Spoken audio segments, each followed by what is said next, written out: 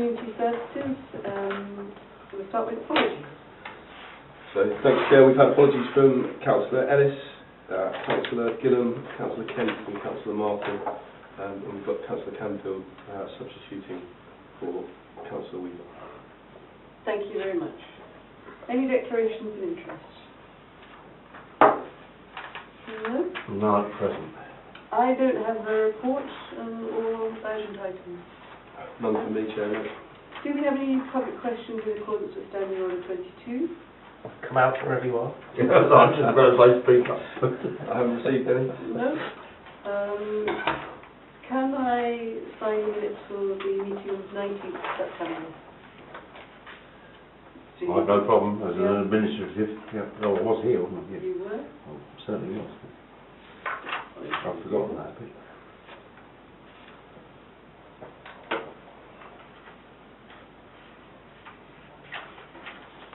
Perfect. Officers' reports. So, no, minutes of the other committee meetings referred to Community Service Committee. So, right. Page 3. Christmas Carnival just receiving. Christmas Carnival meetings on the 6th of September and the 11th of October. Also receiving minutes of Remembrance Day Working Party on the 25th of September. And minutes of the Half Moon Zoom Forum held on the 2nd of October. Lovely. Okay, so we then go to item agenda 7.1, which is the forward plan for 2018-19. And we're being asked to note and approve, subject to any comments or amendments, the forward plan are attached to Appendix A. I didn't have any... My apologies. Could you give me the page that we're referring to? We're on page 22 now. Thank you. So we're just looking at the forward planner. There's nothing noted. Yes. I'm interested in the fountain area outside Pizza Express because I did look at the fountain. It does have commemorative plaque on it, so we'll just keep an eye on that for when Sarah produces a report. So if no comments or amendments to the forward planner, then we've got the agree that the January meeting should be cancelled given the expected agenda items. It's the January meeting of this committee. Of this committee, yeah. Not a problem, because no business, there's no point. Yeah.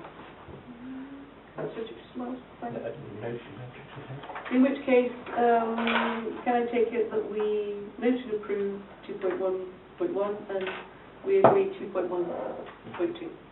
Excellent. Brilliant. Thank you. So budgetary control, which basically I think shows a good picture. Very good. So we're just asked to note the report, which we can say we have duly noted it.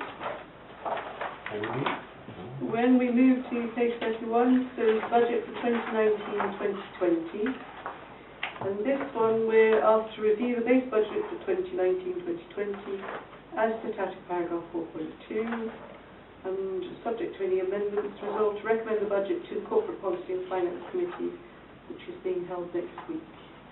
That's the first half. And I just point out in significant variances 5.1, we do have a reduction for the car park fees, and that is due to the fact that usage has dropped 15%. Gosh. Yeah, roughly, yes. So that's reflected in the budget. I'd just like to say, I think that the recommendation to not take money of the fountain off is very sensible from a government's point of view and managing risk. Yes, absolutely. That's the second point, yeah. It makes great sense, doesn't it? Certainly does. I will register my concern over the fees of the car park. And it's noted. I think that they have caused down in use and then the resulting pushing out into the streets considerably. I think that was raised by a number of us about a year ago, actually. It was one of those ones, well, I'll state it to the record now, when the original fees and that were set on the car park, they were purposely set lower than the other car parks in order to attract people in there, and it worked.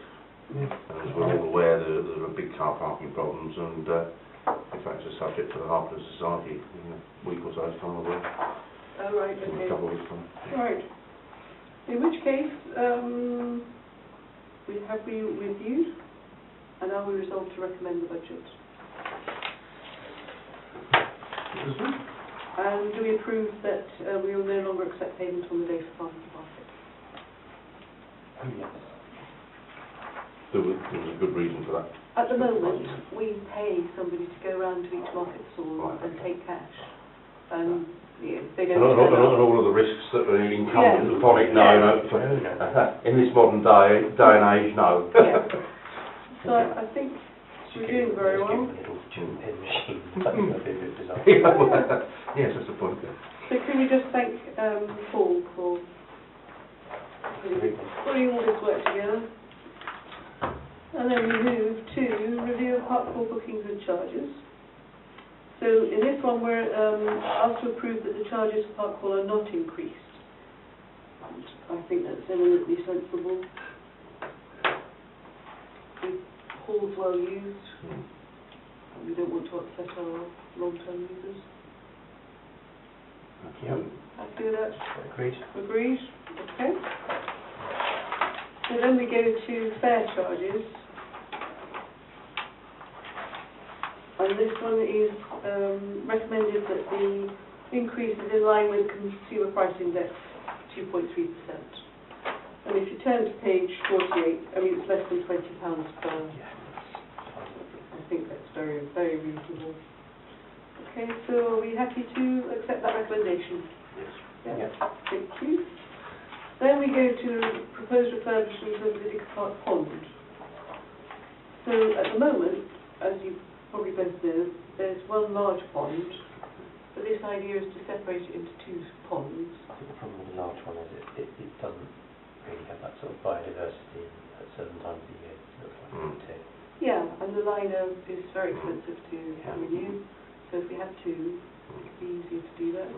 So I think that's very solid. Yeah. So then that's the first one, and then approve that the town clerk undertakes a tender exercise to engage potential contractors, which I'm very happy to approve. Oh, yes.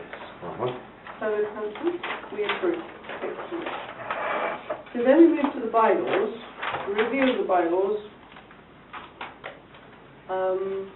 I have gone through this, and I think, unless there's something you'd like to add, Carl? Nothing really to add, Chair, just this is a result of the review. This next step is once the committee approves it, goes to consultation, then it comes back to the committee, final sign-off before going through a standard procedure, which is to go through Secretary of State for approval. Yeah. So what you've got in front of you is model bylaws, so they're taken from the government's model version, which has been updated recently. And if you look at page 70, so we've added in additional grounds, which is quite important. So that's comprised of Batford Springs Local Nature Reserve, Lydica Park, Porter's Hill Park, and Westfield Recreation Ground. So we're covering more areas. I take it all the yellow is new stuff. That's correct, stuff, yeah. I think that's quite good to be excessive noise, especially as I think I was once guilty of doing one of those things myself. Seeing the cold tracer. Any other comments? Not really. I mean, there's something that has sort of material impact on people's current enjoyment of it, but protects that. I think that's the main thing. And I think in particular that people are protected from the golf club becoming overbearing. In the past, we occasionally had, complaints about, complaints from golfers who complain that there are people all over the common, and then you say it's a Sunday, and then vice versa, we hear about, and in fairness, I'm not just saying that to have a go at the golfers, they're wrong to complain it's a Sunday, but fair enough, they do a lot of upkeep. We should have, if you are walking on that route, it's sensible to stick the paths if you've got a dog rather than let it run them over a green. And the vice versa of that is obviously that, people are I've been up there on a Sunday before over the years, and rarely these days, but occasionally I have had very obnoxious behaviour from users of the golf course who are like, get off the green, get off the fairway.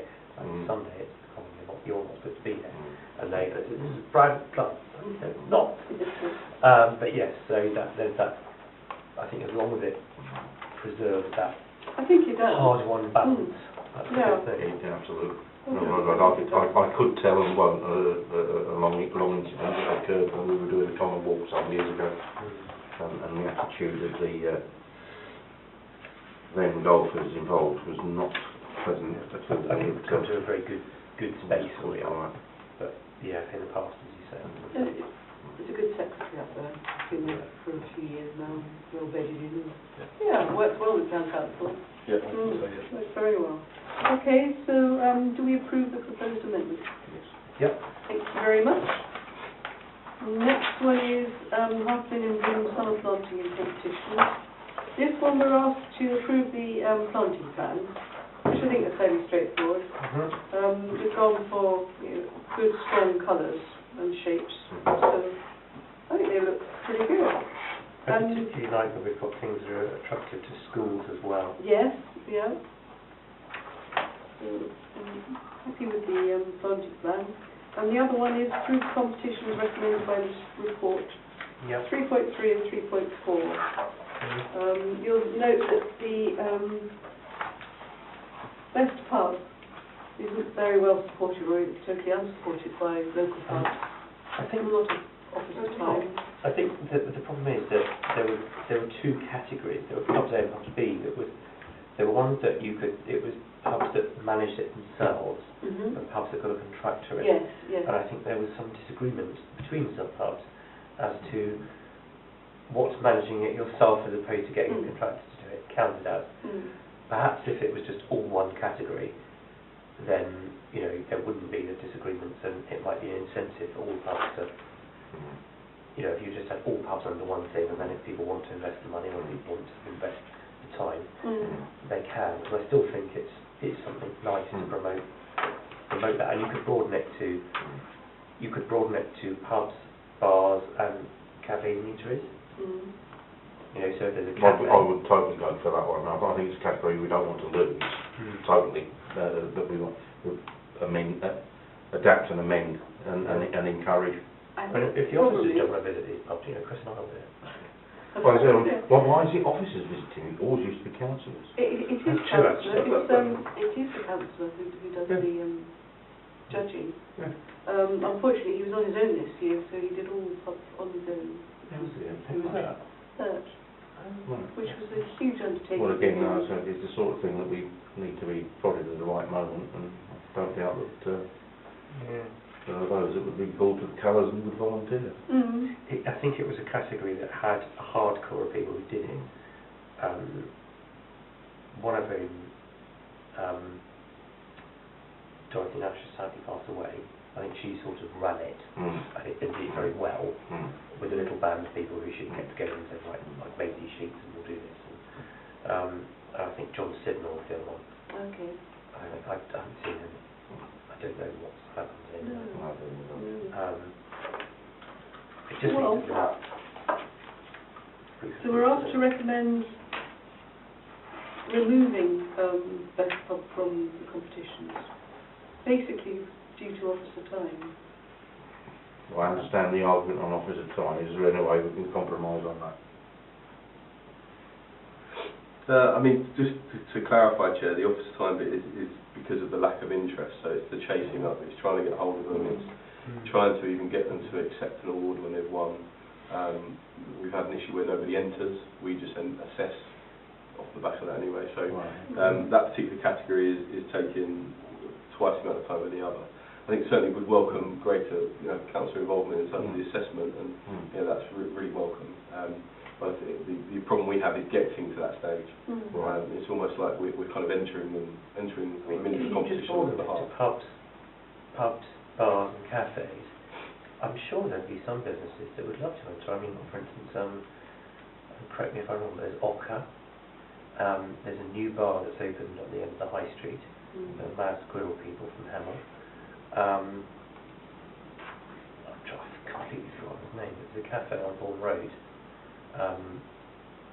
That's often got very nice planting, things like that.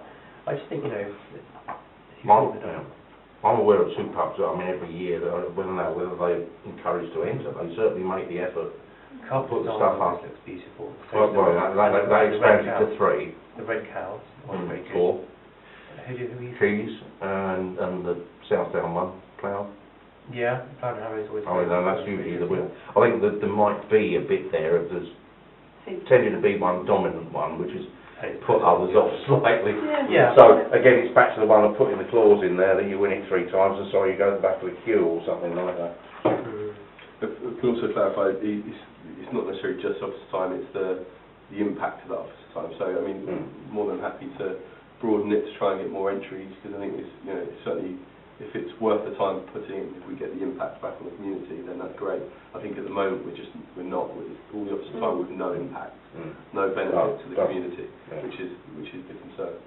What about a compromise where we say we'll not do it this year, but we'll try and relaunch in a year's time? That's a good idea. With a different category. So it might be interesting then to see what feedback we get from people by not having it. I mean, that's a wise way. I would regret losing it. If we personally, because I think suspend the category for this year. So if we agree to suspend the category for this year. And then review and review and revamp if there's enough. I think it's the sort of thing that it's really a councillor thing to do rather than a ward council thing to do. Something we encourage to do is go out there and do a little survey. It's all part of campaigning. Well, there we are. I think we have reached consensus. We like the planting plans, and we've just reached out. Yeah, so I think you're approving the competitions recommended in this report, and in the case of the best pub, you're pausing it or suspending it for 12 months to review it again this time next year. Done. Happy with that? Good. Right. The next one is the allotment grant. And I'd just like to say that due to a lot of work by Carl and Phil with the allotment societies, we've got this into a much more productive relationship than it's been before. So they've asked for tiny increases, which I think we should well to support.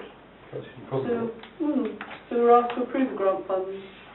If you are both happy with that? Yep, that's fine. I'll let my comment to the fact that I've noticed a certain change in the way that the whole attitude of the allotment group in general. Yeah. I think they've been encouraged by the support that they've had recently from the Town Council. And appear to be, in general, quite enamoured by the slightly modified system that we've got of managing things there. Yeah. Okay, well that draws that business to a close. Brilliant. Are we going to blue?